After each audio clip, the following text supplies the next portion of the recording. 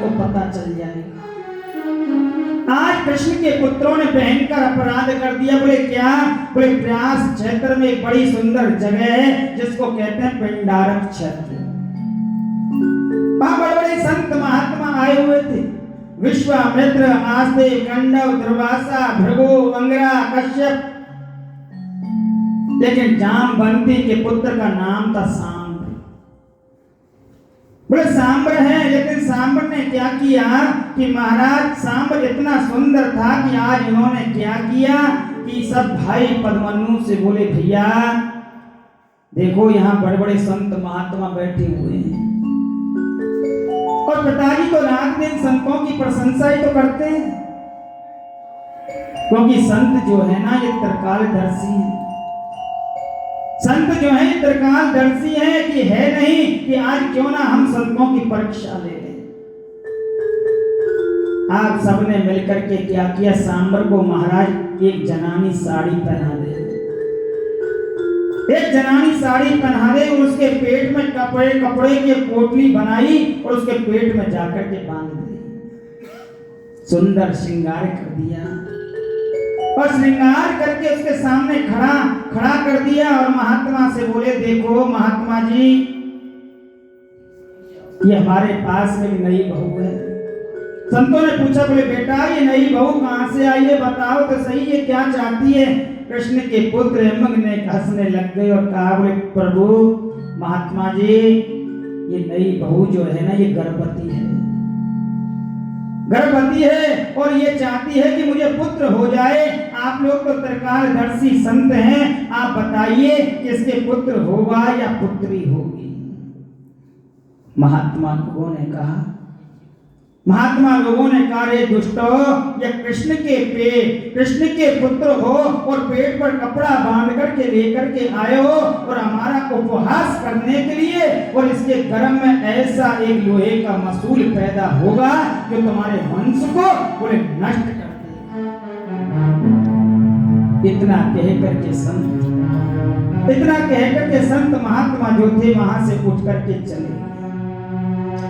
सब यदुवंशी महाराज यहाँ पर भयभीत हो गए और साड़ी खोल करके देखा तो महाराज उसके एक लोहे का मसूल रखा हुआ था। पद्मन्नु बोले मैंने तो पहले ही मना किया था, और पिताजी तो कहते थे कि कभी संतों की हंसी मत करना, संतों की कभी परीक्षा मत लेना। ये क्या हुआ, सब यदुवंशी बच्चे घबरा कर रोने लगे। बोले हमसे क्या अपराध हो गया। इधर उग्रसेन के पास में जाकर के पहुंच गए। बोले बाबा हमसे बहुत बड़ी गलती हो गई, हमने संतों का अपराध किया है, ये ऐसा हुआ। सारा वृतांत जाकर के सुनाया। यदुवंशी लोगों ने कहा कि इस लोहे के मसूल को क्या करो, बोले इसको पीस डालो, बोले इसको पीस करके समुद्र में फेंक दो। महात्मा कहते हैं तो कुछ नहीं होगा, कोई बात नहीं। बोले ना रहेगा बांस और ना बजेगी। तो मेरे प्रभु को जब पता चला कि यदुवंशों का महाराज विनाश का समय आ गया है, यदुवंश के विनाश का अब कोई रोक नहीं सकता। जिस दिन से यदुवंशियों को महाराज श्राप लगा था ना, कहते हैं उस दिन से मानो द्वारका में एक प्रकार से महाराज नजर लग गई। वसुदेव जी महाराज तो बड़े उदास रहते थे, और आज वसुदेव जी के पास में संत नारद जी का जैसे आगमन हुआ। ये बड़ा ही सुंदर प्रसंग है, इसको सुनना चाहिए। कहते हैं जिस दिन से यदुवंशियों को महाराज श्राप लगाना, वसुदेव के मन में बहुत बेचैनी हुई। बड़े भारी कष्ट से बड़े ही वसुदेव जी उदास बैठ रहे थे। उसी समय वसुदेव के पास में जैसे ही नारद जी का आगमन हुआ, नारद जी को देखते वसुदेव ने बड़ा ही सुंदर स्वागत किया और उनके चरणों में वंदन किया और पत्नी के सही नारद जी को प्रणाम किया। नारद जी बोले राजन आजकल आप बड़े उदास दिखाई देते हो, क्या बात है।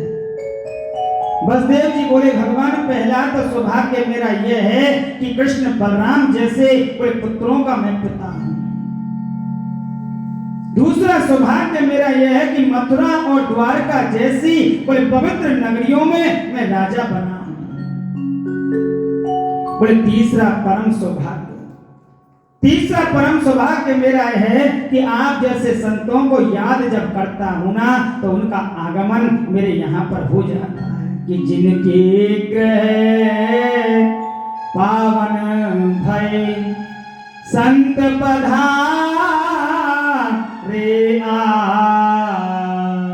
कहते उनका घर जो है ना हमेशा पवित्र हो जाता है, जिनके घर में संत ब्राह्मण आया करते हैं।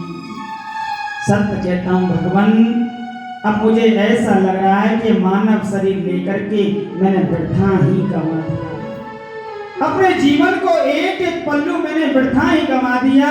अब